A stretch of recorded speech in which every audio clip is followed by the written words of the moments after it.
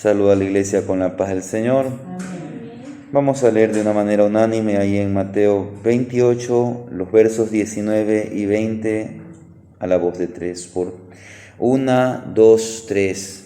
Por tanto, id y haced discípulos a todas las naciones, bautizándolos en el nombre del Padre y del Hijo y del Espíritu Santo, enseñándoles que guarden todas las cosas que os he mandado, y aquí yo estoy con vosotros todos los días hasta el fin del mundo. Hermana Mercedes, dirige una palabra de oración. Padre celestial, en esta tarde y noche nos acercamos una vez más ante tu presencia, Señor. Queremos analizar tu palabra, queremos ver lo que tú tienes para nosotros en esta noche. Guíanos, Señor, al considerar esta porción de la Escritura. ¿Hacia qué propósitos tú nos has guiado, Señor? ¿Cuáles fueron esas últimas palabras que tú dijiste después de que tú resucitaste, Señor? Te damos gracias, honra y gloria. En el nombre de Jesús, amén. Tomen asiento, amados hermanos. Hoy quiero finalizar lo que hemos visto por más de una semana. Vimos una jornada del Mesías hacia la cruz y hacia la resurrección.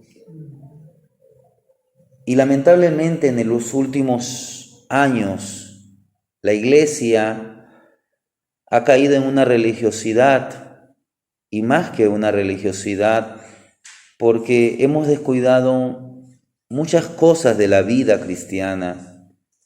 No entendemos el sacrificio del Señor Jesucristo. Siendo Dios se hizo hombre, siendo Dios se hizo siervo, siendo Dios lavó nuestros pies, siendo Dios fue compasivo y sumiso, siendo Dios se sometió a la voluntad del Padre Celestial, siendo Dios fue a la cruz crucificado como culpable, siendo Dios, Él ha hecho tantas cosas, pero todo lo hizo para que el plan de la redención humana fuese consumado, como lo dijo en la cruz del Calvario. Como sabemos, el Señor Jesús ha resucitado. No solamente que resucitó, el Mesías ha resucitado. En el domingo por la mañana veíamos que el Mesías vive y vive para siempre. Y es algo que usted y yo debemos tenerlo en nuestra retina, en nuestra mente, porque si no vamos a caer en una religiosidad donde vivimos el cristianismo. El cristianismo no es una religiosidad como muchos evangélicos lo dicen, ¿no? Cristo no vino a traer una religión porque ya la había dado, y eso fue el judaísmo, la ley. El cristianismo no es solamente una manera de servir. Porque si se tratara de una manera de servir, tarde o temprano esto se va a volver ritual. Y tarde o temprano, como seres humanos, nos vamos a cansar de ser ritualistas. Y vamos a servir a nuestra manera, a vivir a nuestra manera, a creer a nuestra manera. Se trata de una relación. Para eso el Padre envió a su Hijo, para reconciliar al hombre. Por eso era necesario que Él muriera. Él hizo la paz en el Calvario entre Dios y los hombres. Pero aquellos hombres que verdaderamente desean someterse a la voluntad del Padre. Y por eso es que el Mesías resucitó y vive para siempre. Y debido a la resurrección, como también vimos, nuestra fe es vana. Eso Pablo lo dijo allí en 1 Corintios, desde el capítulo 15, del 14 al 20, que si Cristo no hubiera resucitado, vana fuera nuestra fe. Vana fuera el venir. No bastó solamente con que Cristo muriera. Eso fue el pago.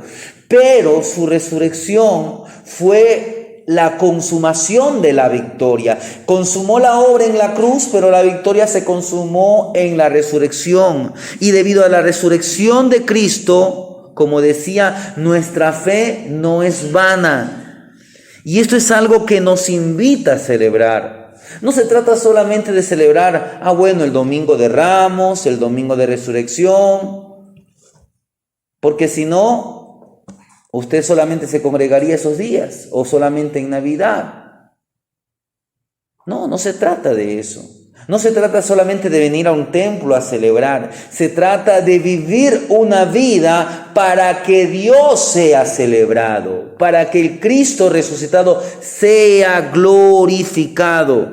Pero por las Escrituras sabemos que Él estuvo 40 días, así lo dice el apóstol Pablo en la primera carta a los Corintios. Él estuvo un espacio de 40 días donde se presentó a innumerables personas, y después de su resurrección en la tierra, en aquel periodo, Él dio ciertos mandamientos. Hemos considerado uno. Esto no es algo que al Señor se le ocurrió, esto es un mandamiento para la iglesia. Él animó a sus discípulos a continuar su obra dándole propósitos a su vida. Estos mandamientos que el Señor dio no era solamente para el deleite del Mesías, sino para darle propósitos a la vida de aquellos 11, de aquellos 120, de aquellos 500 y de cuantos el Señor a su tiempo llamare.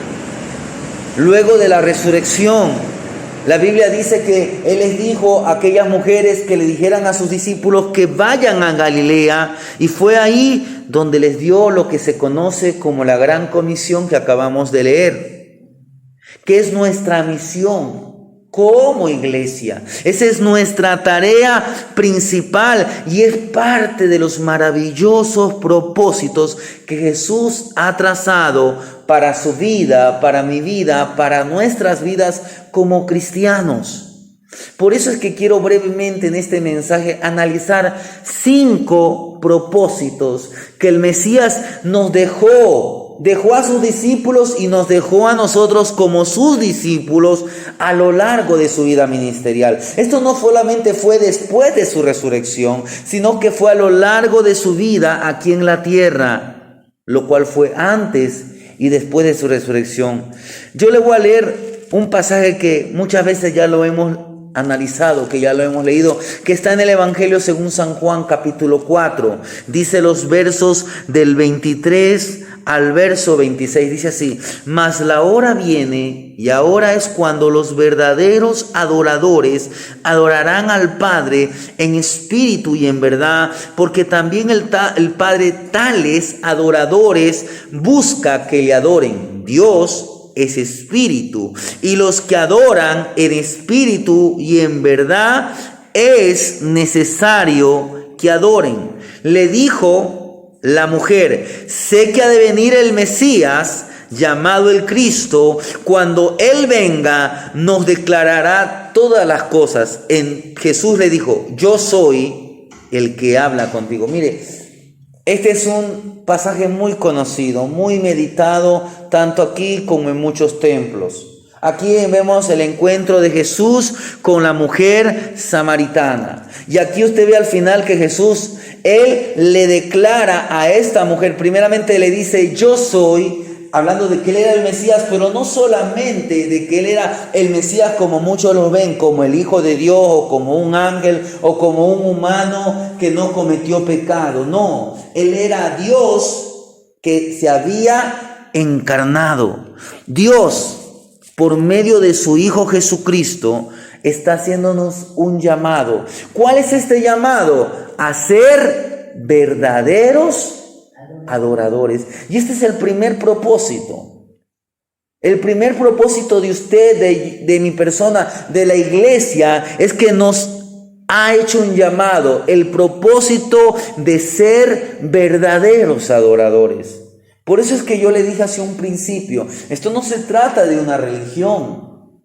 Porque la gente se hace una pregunta: ¿cuál es la verdadera religión? Y muchos cristianos dicen: la verdadera religión es el cristianismo. No, el cristianismo no es religión. Ya religión había sido dada. ¿Cuál era la verdadera religión? El judaísmo. Porque eso fue dado por Dios en el tiempo de Moisés. Pero eso fue como un niñero, como un ayo, dice Pablo, para que la gente esté a la espera del Mesías, el Cristo. Esta mujer era una mujer samaritana, no era 100% judía, tenía parte de sus antepasados eran judíos, era una mezcla entre judíos y gentiles, si podríamos decir. Pero Jesús le dice que Él ha venido a hacer un llamado a verdaderos adoradores, porque en el mundo que estaba el Señor era un mundo religioso. Así eran los días de Jesús. O como en nuestros tiempos, hoy es un mundo caótico en el ámbito religioso. Como le decía, dentro de la iglesia evangélica ha caído la religiosidad. Si usted va a otros países asiáticos, usted va a ver la confusión religiosa. Países como India, donde tienen millones de dioses y donde esa confusión los ha llevado a, a un animal como la vaca, a adorarlo.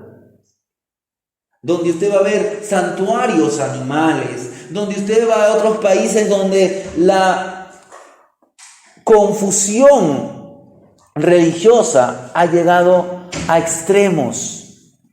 Y vivimos en estos tiempos caóticos de confusión religiosa, pero Dios está buscando verdaderos adoradores.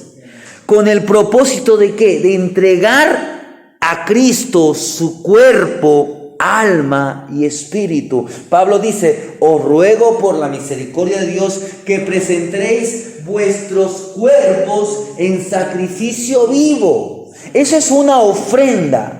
Mire cómo era en el contexto antiguo. En el contexto antiguo la gente cómo adoraba a Dios, los judíos hablando. Ellos presentaban una ofrenda a Dios. A veces era una ofrenda por su pecado, a veces era una ofrenda de paz. Pero esta era una forma de adorar. Usted ve en el Génesis, cuando vemos a Caín y Abel que van a presentar su ofrenda. Pero ¿por qué a Dios no le agradó la ofrenda de Caín? Si él igualmente estaba, ¿por qué él estaba presentándola de una manera religiosa, a sus maneras, con sus obras? Pensando que de esa manera a Dios le iba a agradar. Recuérdese lo que dice la palabra: no todo el que me dice Señor, Señor. Otra porción dice: este pueblo de labios me honra, mas su corazón está lejos de mí. Por eso es que Dios está a la búsqueda de verdaderos adoradores. Gente que se comprometa no con una iglesia, no con una persona, no con nada de lo terrenal. Aquí es una relación. Su trato es con Dios. Es a Dios al que le sirve. Es al Dios al que usted le entrega su vida como un sacrificio vivo. Es a Dios al que usted le tiene que buscar en espíritu y en verdad. Por eso el primer punto es que usted tiene que tener un verdadero arrepentimiento. Es necesario que usted reconozca. Nosotros debemos reconocer que somos una raza caída, quienes sin el Mesías, nuestro final, ¿cuál sería? El único final sería solo la condenación. Recuérdese que la Biblia dice que todos nosotros nos descarriamos como ovejas. Pablo dice que estamos destituidos. No podíamos alcanzar, en otras palabras, la gloria ni por nuestros actos, ni por nuestros hechos, ni por nuestra religiosidad. Entonces, cuando usted reconoce que es un ser humano, que formamos parte de esta raza caída y que nuestro fin solamente es la condenación eterna, por lo tanto, lo primero que debemos hacer es ser confrontados con nuestro propio pecado. De la misma manera que la mujer samaritana, ¿cómo fue confrontada con su pecado? Cuando el Señor le dice: mujer, ¿dónde está anda a llamar a tu marido? Entonces la mujer le dice: no tengo marido. Y Jesús le dice las cosas claras: sí, yo sé que no tienes marido, porque 5 maridos has tenido, mire, y el que tienes, no es que el Señor le estaba restregando, pero le estaba mostrando que ella necesitaba alguien que la salve. Ella estaba buscando amor donde no lo había. O mejor, la clase de amor que le estaba haciendo daño. Ella necesitaba primeramente tener una relación con Dios. Hoy muchos cristianos vienen a la iglesia porque quieren que Dios les bendiga en lo económico, o porque quieren que Dios les restablezca a su familia, o porque quieren encontrar una pareja en la iglesia, o por cualquier otra razón. Ellos no vienen por su primer propósito, que debe ser buscar primeramente el reino de Dios. Usted puede ser que venga con una familia destruida. Crea que Dios, si usted aplica los principios divinos a su manera, Él va a dar la victoria en ese asunto. Si usted tiene una economía desordenada, si usted aplica los principios divinos, crea que si usted aplica, Dios va a hacer algo en su economía, pero usted tiene que aplicar los principios divinos, y así en cualquier área de su vida, en los estudios, en cualquier área. El problema es que no aplicamos los principios divinos, pero queremos que esas cosas se arreglen. No, la fe se demuestra a través de la obra, y para que usted tenga fe tiene que ser un verdadero adorador. Ese debe ser el primer propósito para su vida. Yo deseo ser un adorador, un verdadero adorador. Tengo que entender que estoy caído, tengo que entender que soy un pecador, tengo que entender que Él es el Mesías, y tengo que entender que tengo que ser confrontado. Por eso es importante que usted medite la palabra. Medite. Aquellos discípulos que caminaron con Él fueron confrontados con su pecado. Usted y yo tenemos que ser confrontados, así como aquellos que caminaron con Él. Y al rendir su vida, no mi vida, al Mesías, entonces ¿qué va a pasar? Usted y yo vamos a ser convertidos, transformados, regenerados, primeramente por la palabra en conjunto con el Espíritu Santo. Es la palabra y el poder de la tercera persona en que usted va a ser transformado, convertido, regenerado, con el propósito que el Mesías nos enseñó. El Señor nos enseñó a ser verdaderos adoradores, y Jesús dio ejemplo. Por ejemplo, mire lo que dice en Mateo 11:25.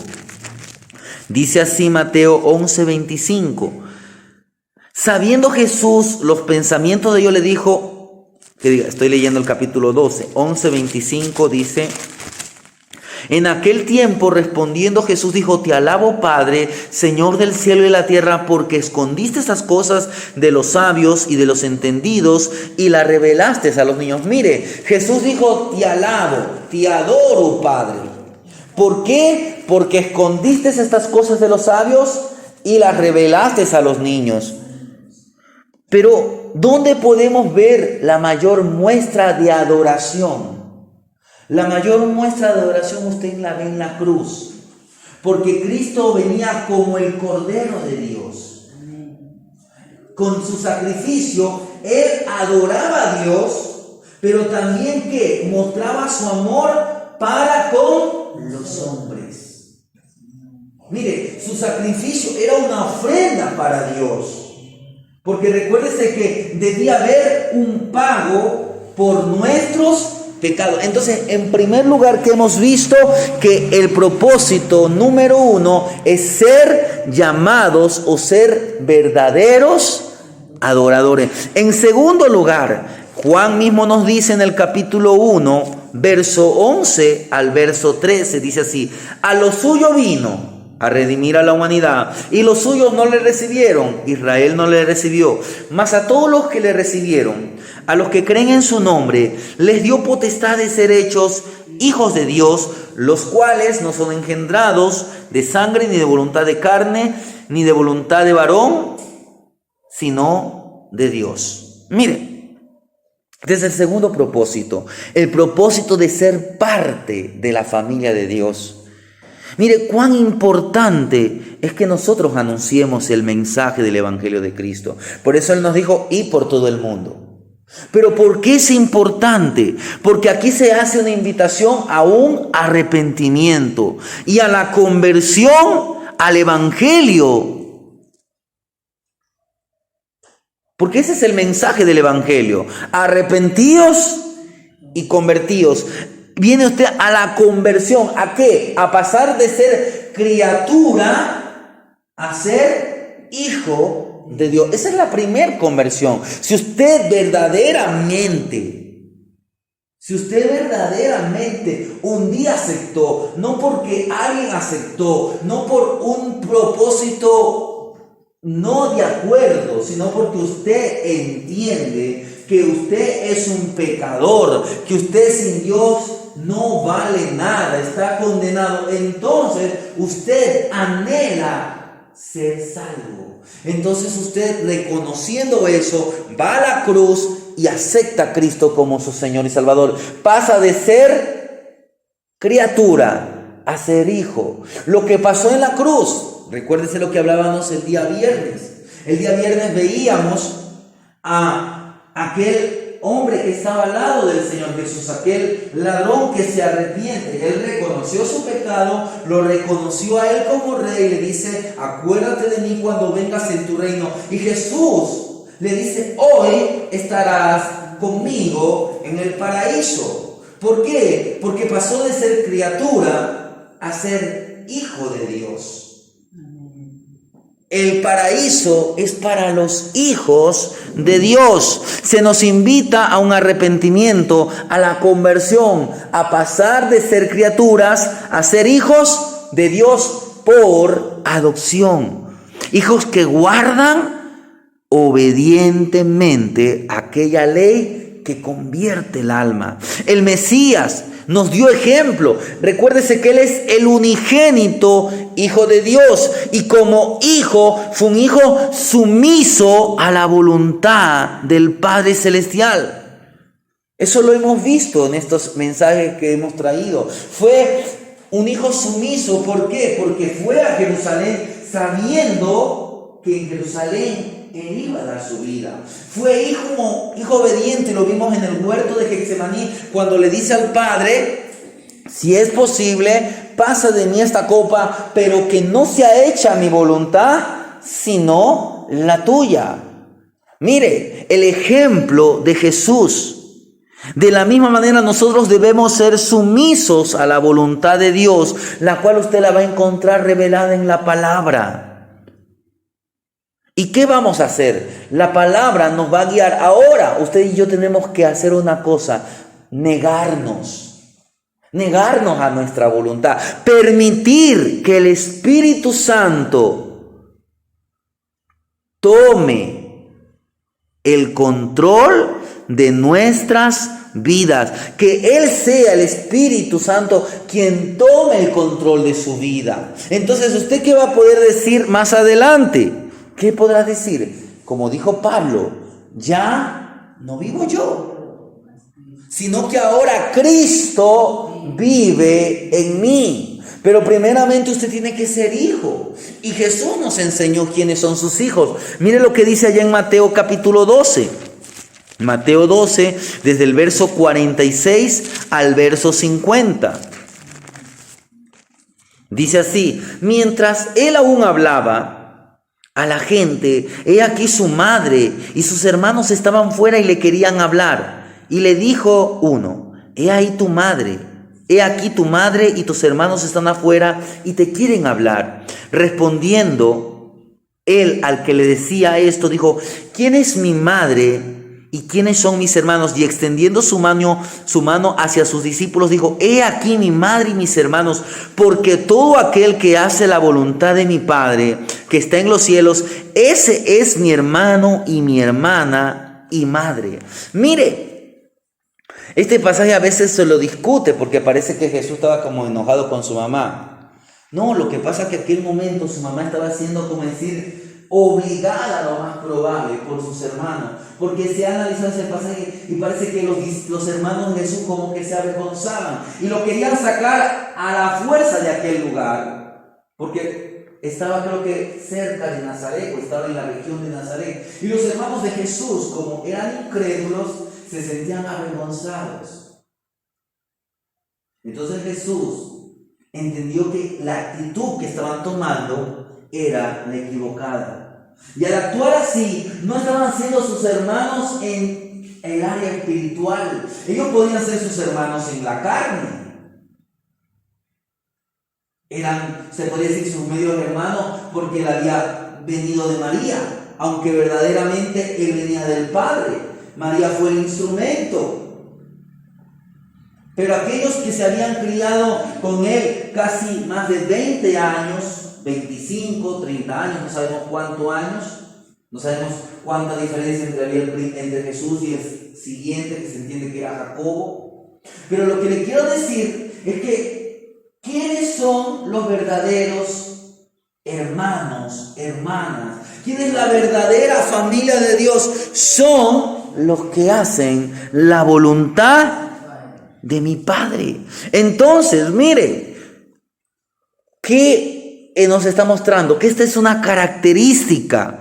¿Cómo se caracteriza la familia de Dios? Se caracteriza por hacer la voluntad del que nos llamó de las tinieblas a la luz admirable. En tercer lugar, quiero que veamos algo que también ya vimos, pero aquí lo estamos viendo nuevamente. Otro propósito del Señor Jesús es el propósito de hacer de nosotros o de llamarnos a ser siervos para su gloria. Mire lo que dice el evangelista Marcos. Marcos capítulo 10, verso 45 dice así: porque el Hijo del Hombre no vino para ser servido, sino para servir y para dar su vida en rescate por muchos. Mire, y quiero hacer referencia a esto porque ya hablamos en esta semana un poco acerca de esto. ¿Por qué? Porque esta fue una de las enseñanzas que más el Señor trató de inculcar en el corazón de sus discípulos. No que esta era una enseñanza superior, sino que para poder recibir las demás enseñanzas era necesario esto. ¿Qué? Era necesario entender que somos llamados para ser siervos, pero para la gloria de Dios. Él dio ejemplo. Esta era una de las enseñanzas que más hizo referencia a Jesucristo, que más hizo referencia a nuestro Mesías. Fue el servicio. Como hijo de Dios, ya vimos que se sometió a su Padre Celestial, pero no solamente se sometió a su Padre Celestial. Siendo niño, se sometió a sus padres terrenales. ¿Y qué más? Como dice Filipenses, capítulo 2, del 1 al 11, dice que él tomando forma de siervo, mire, tomó forma de siervo y se humilló hasta lo sumo, mire. Y ahí usted sabe que dice que él se despojó y que más, y también, ¿qué más podríamos decir? Que se hizo obediente hasta la muerte y muerte de cruz. Pero usted ve al final la exaltación del Mesías. Mire, él no dejó de ser Dios. No, él era 100% Dios. Y tenía esa humanidad que tenía. Era un cuerpo humano que él tenía, que le había sido preparado por el Espíritu Santo. Ahora, él no tenía pecado. Él no podía pecar. ¿Por qué no podía pecar Jesús? Porque Dios es santo. Dios es santo. Él nunca dejó de ser Dios. Él tenía un cuerpo humano. Tenía cansancio, sueño, pero él nunca dejó de ser Dios. Por eso es que su sacrificio fue un sacrificio perfecto. Pero mire, para ello es importante que debe ser de nuestro sentir, porque si usted lee ahí en casa Filipenses, y hemos leído en estos días bastante ese pasaje, dice: haya pues se mostró este sentir. En otras palabras, esto es de su propio sentir. En otras palabras, esto debe ser un acto voluntario. Mire, no es que el pastor le diga a alguien, o el que esté al frente de la obra le diga: hermano, usted barra. Él puede hacer eso, porque Dios le ha dado esa autoridad. Pero otra cosa fuera que el hermano tenga ese sentir. Es como que si alguien le diga, hermano, busque de Dios, no tiene que ser su sentir. Debe ser, haya pues en vosotros este sentir que hubo en Cristo Jesús, el cual siendo en forma de Dios, no le tuvo esto a mayor, sino que se despojó y se hizo hombre. ¿Y qué más? Todo esto lo dijo ¿bajo qué? Bajo una virtud, la virtud de la humildad. Él mismo dijo, aprendan de mí que soy manso y humilde. Porque si usted no es humilde, por más que usted tenga el mejor pastor, usted vaya y tenga la mejor enseñanza, pero si usted no es humilde, usted no va a recibir la enseñanza. Usted tal vez ciertas partes que le guste, las puede querer poner por obra, pero aquello que no le guste, no va a quererlo poner por obra. Entonces, para que usted pueda ser un verdadero siervo para la gloria de Dios, tenemos que aprender a ser mansos y humildes. Es decir, que en cada cosa que hagamos, sea como se dice, sea de hechos o sea de palabras, debe ser con el propósito de que el nombre de Dios sea exaltado. ¿Qué dice Pablo a los colosenses? Mire lo que dice Pablo a los colosenses en el capítulo 3, el verso 17.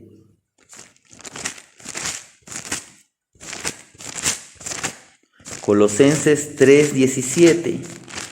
Todo lo que hacéis, sea de palabra o de hecho, hacedlo todo en el nombre del Señor Jesús, dando gracias a Dios Padre por medio de Él.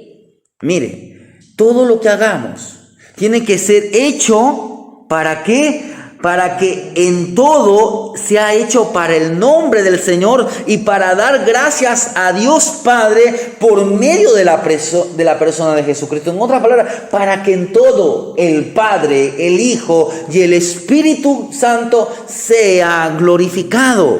Pero quiero decirle que aquel que se humilla de una manera similar, así como Jesús el Mesías, a su tiempo, ¿qué va a pasar con aquel creyente que se humilla? A su tiempo recibirá su recompensa para que aquel que se humilla a Dios. Esto va a ser para aquel que se humilla, no para cualquiera, porque la palabra dice que Dios resiste a los soberbios, pero Él da gracia a los humildes. Él mismo lo levantará para su gloria, para su honra. Y recordemos lo que ya hemos visto. En esta semana vimos aquel pasaje que esa escena y ese escenario, cuando lo vimos a Jesús, que Él en aquel día que se iban a celebrar la cena pascual, en aquel aposento alto, Jesús, ¿qué hace? Se baja, coge una lavacara, se ciñe una toalla y comienza a lavarle los pies a sus discípulos. Entonces tenemos el ejemplo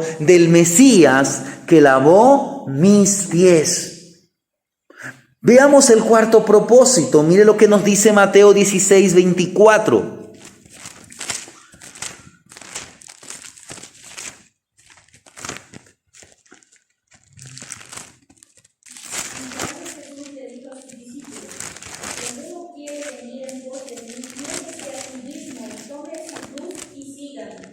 Miren, este pasaje es muy conocido. Aquí vemos un propósito. Hemos sido llamados a seguir el ejemplo. En otras palabras, el propósito de ser formados a la imagen de Dios, de Jesucristo. ¿Qué pasó al principio? El hombre originalmente tenía esa imagen de Dios. El pecado arruinó en nosotros la imagen de Dios. Para eso, Cristo, que es la imagen del Padre, es Dios hecho hombre, vino a la tierra y Él nos está dando un ejemplo. Mire, ¿por qué Jesús le aguantó a Satanás 3 veces que le esté disque tentando? Recuérdese lo que yo le dije en su momento. Dios no puede pecar.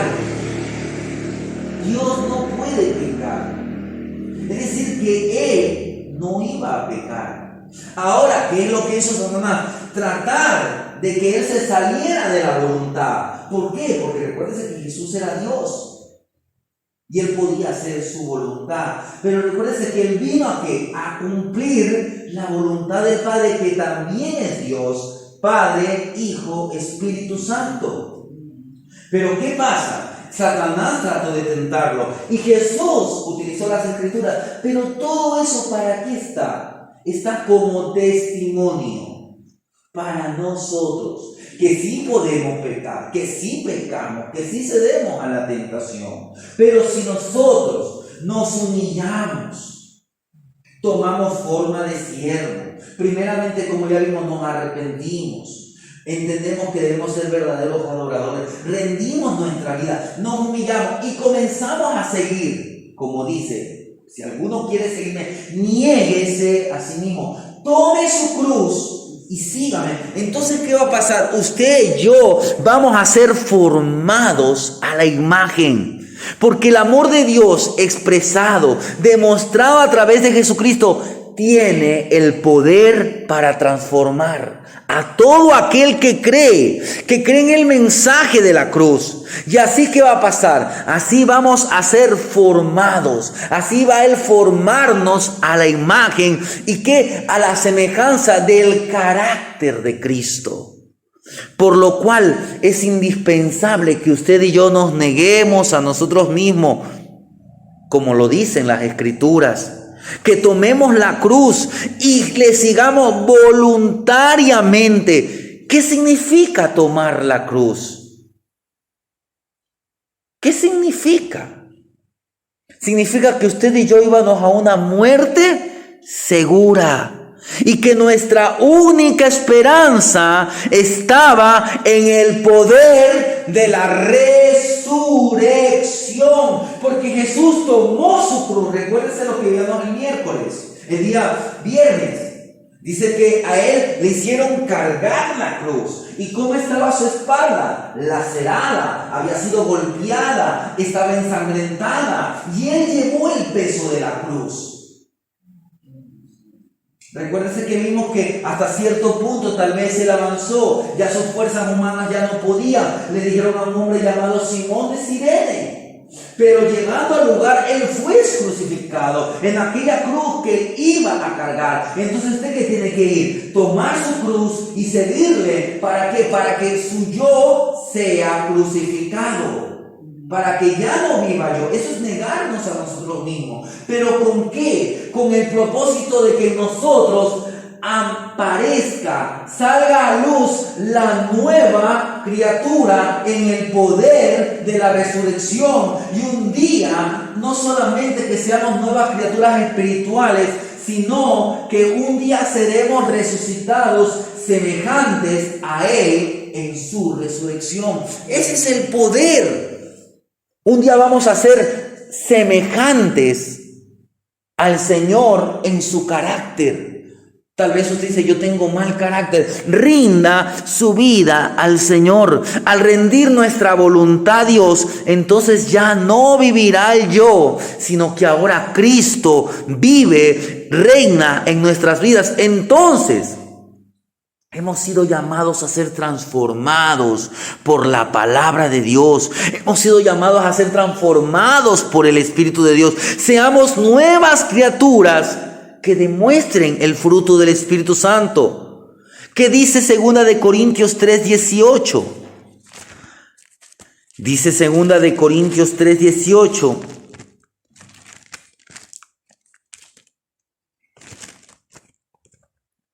Por tanto, nosotros todos, mirando a cara descubierta, como un espejo, la gloria del Señor, somos transformados de gloria en gloria en la misma imagen, como por el Espíritu del Señor. Mire, mirando a cara descubierta como en un espejo. ¿Cuál es ese espejo? La palabra. Pablo dice, Santiago, nos dice que el que oye la palabra, pero no la hace, es como aquel hombre que va a un espejo y se mira, pero él sigue, no hay un cambio. La palabra le tiene que confrontar, no tienes que hacer así. Esta es la manera de cómo a Dios le agrada que tú le sirvas. Pero ¿por qué le vas a agradar? Porque tú eres la novia, porque tú tienes que amarte, porque tú tienes que arreglarte para tu novio. Entonces santifícate, aléjate de esto, purifícate, búscale, prepárate para el Señor. Recuérdense cuando estudiábamos a Ruth, cuando Ruth va a tener ese encuentro con Boaz a medianoche, ¿qué le dice su nuera, su suegra Noemí? Le dice, mira, váyate. ¿Qué más le dice?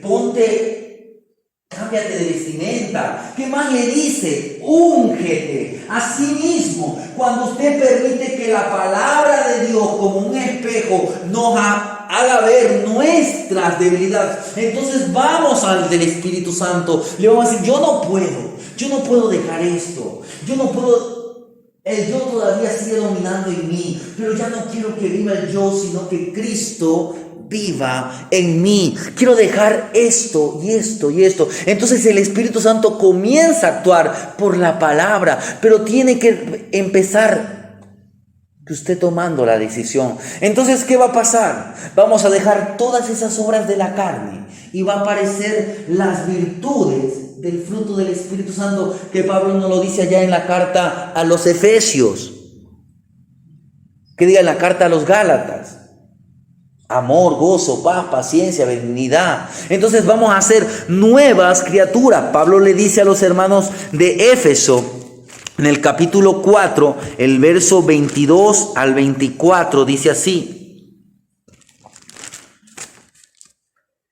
en cuanto a la pasada manera de vivir, despojaos del viejo hombre que está viciado conforme a los deseos engañosos, y renovaos en el espíritu de vuestra mente, y vestíos del nuevo hombre creado según Dios en la justicia y santidad de la verdad. Por lo cual, desechando la mentira, habla verdad cada uno con su prójimo, porque somos miembros los unos de los otros. Mire, ¿y qué nos dice el Señor Jesús en San Juan 13:15? Algo que meditaba unos días atrás. Porque ejemplo os he dado para que como yo os he hecho, también vosotros hagáis. Mire, volvemos a aquel pasaje de Jesús lavando los pies. Jesús le dice a sus discípulos: ejemplo os he dado. Todo lo que él hizo aquí en la tierra era para hacernos ejemplo, porque él vino a mostrarnos cómo se vive a la manera de Cristo. Él nos dice: mira, si tú quieres ser redimido, primeramente tienes que ir a la cruz. Vas a la cruz y luego, por la palabra que yo te estoy enseñando. Él dijo en el Sermón del Monte: mira, si tú ya miras a una mujer para codiciarla, ya pecaste. No solamente se trata del acto, sino de lo que hay en tu corazón. Ese deseo carnal tiene que ser crucificado. Mira, si tú eres un simple religioso que ofrendas, que ayunas, eso es religiosidad. Eso yo no quiero. Yo quiero que tú, sea que tú vienes al templo o en tu cuarto, abres tu puerta y en esa puerta, en ese cuarto, a solas conmigo, tú derramas tu corazón. Entonces yo estoy para oírte. Yo no quiero una oración religiosa. Yo no quiero que tú repitas palabras. Yo quiero que tengas un diálogo conmigo. Por eso todo lo que hizo el Señor, todo lo que Él enseñó, está como enseñanza, como ejemplo, para que hagamos como Él hizo. Entonces usted va a ser poco a poco transformado. Pero si usted tiene en poco la palabra, no hay un cambio. Verdaderamente no hemos sido nueva criatura. Porque el que ama al Señor se distingue porque guardará sus mandamientos.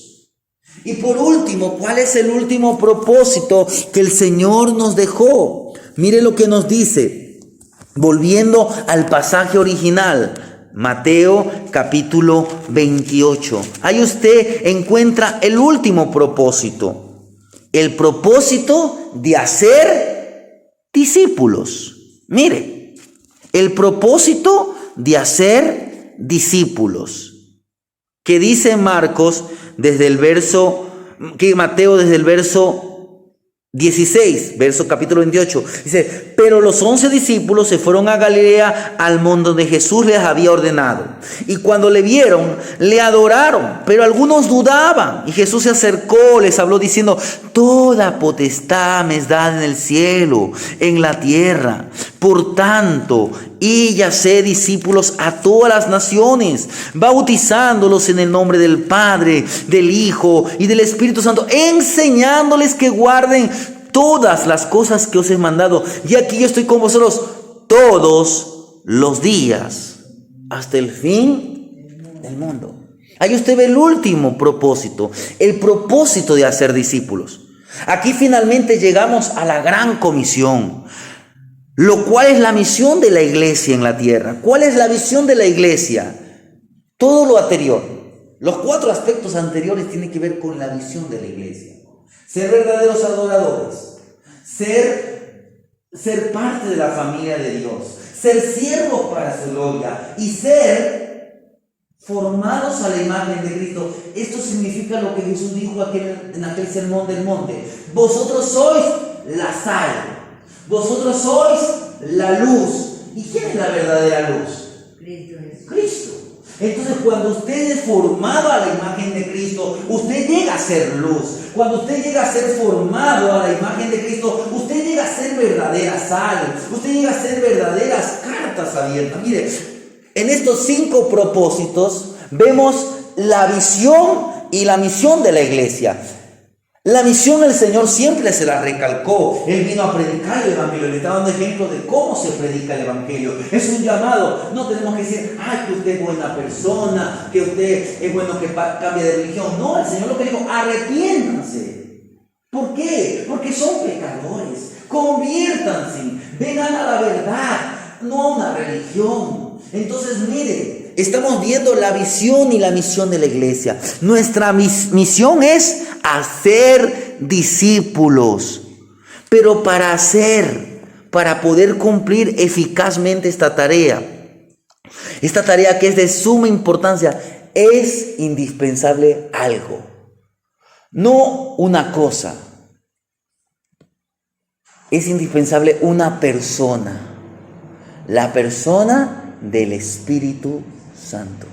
Por eso es que el Señor Jesús les dice: esperaos aquí hasta que venga la promesa y recibiréis poder y me seréis testigos en Jerusalén, en Judea, en Samaria y hasta lo último de la tierra. Mire, es indispensable la presencia del Espíritu Santo para que nuestras vidas. ¿Por qué? Porque sin el Espíritu Santo no vamos a poder caminar.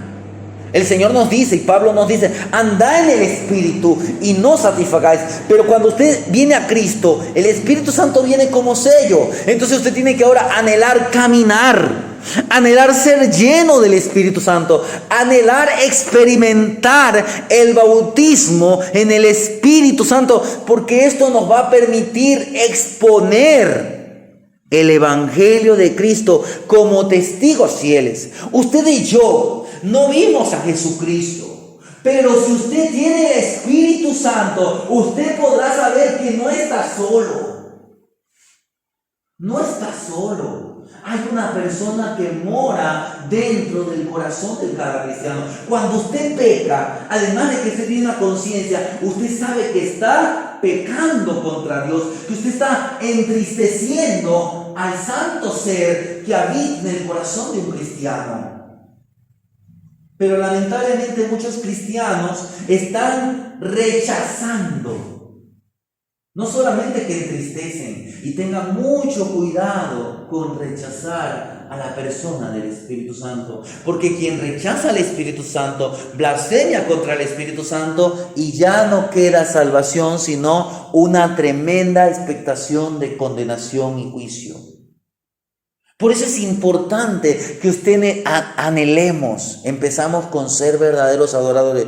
Un verdadero adorador va a querer caminar con Dios en la persona del Espíritu Santo. Va a querer conocer a Dios, va a querer conocer al Espíritu Santo, va a dejar permitir que el Espíritu Santo nos guíe, va a permitir que el Espíritu Santo nos dirija totalmente, en otras palabras, que nos llene. Y va a permitir que Él haga lo que Él quiera hacer con nosotros. Entonces podremos experimentar el bautismo en el Espíritu Santo.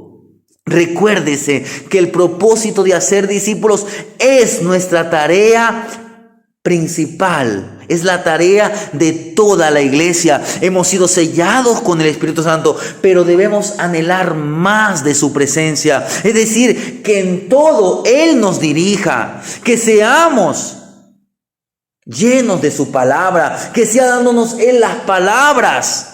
¿Para qué? Para hablar con sabiduría. Si Él nos da palabras con sabiduría, vamos a poder alcanzar almas para Cristo. Que donde usted y yo vayamos, anunciemos el Evangelio, levantando, haciendo discípulos de Cristo para su gloria, para su honra, ya sabiendo que Él nos ha prometido estar con nosotros, que dice al final: he aquí, yo estoy con vosotros todos los días hasta el fin del mundo. Mire lo que nos dice el evangelista Lucas en el Evangelio Lucas 12:12. Dice así, Lucas 12:12. Porque el Espíritu Santo os enseñará en la misma hora lo que debáis decir. Mire, no va a ser usted el que, bueno, es que yo estudié en seminario. Usted puede ser un hombre iletrado. Recuérdese a los apóstoles, decían: ¿y estos hombres de dónde dicen estas palabras? La gente decía porque conocían que eran hombres del vulgo, eran hombres comunes. Pedro era un pescador, otros eran levitas, otros tenían mayor conocimiento. Pablo era un ilustre en sus tiempos, pero no era por sus palabras. Pablo puede decir: yo no fui a ustedes con excelencia de palabras, sino fui llevándoles el Evangelio de Cristo. Pablo dice a los romanos en el capítulo 10, el verso 15: ¿y cómo predicarán si no fueren enviados? Como están escritos: cuán hermosos son los pies de los que anuncian la paz, de los que anuncian buenas nuevas. Este es nuestro deber, este es nuestro propósito. Mire, hemos visto 5 propósitos. Yo no digo que hayan menos, puede haber más propósitos, pero tal vez sean propósitos específicos. Pablo fue llamado a ser siervo para la gloria como Pedro. ¿Cuáles fueron sus encargos? Ser apóstoles. Otros son llamados para ser músicos. Otros son llamados para ser diáconos, es decir, siervos. Es decir, que ese hermano tiene que preocuparse. ¿Por qué? Por arreglar la iglesia. Preocuparse porque esté todo para que el culto esté para la gloria de Dios. Otros son llamados para orar.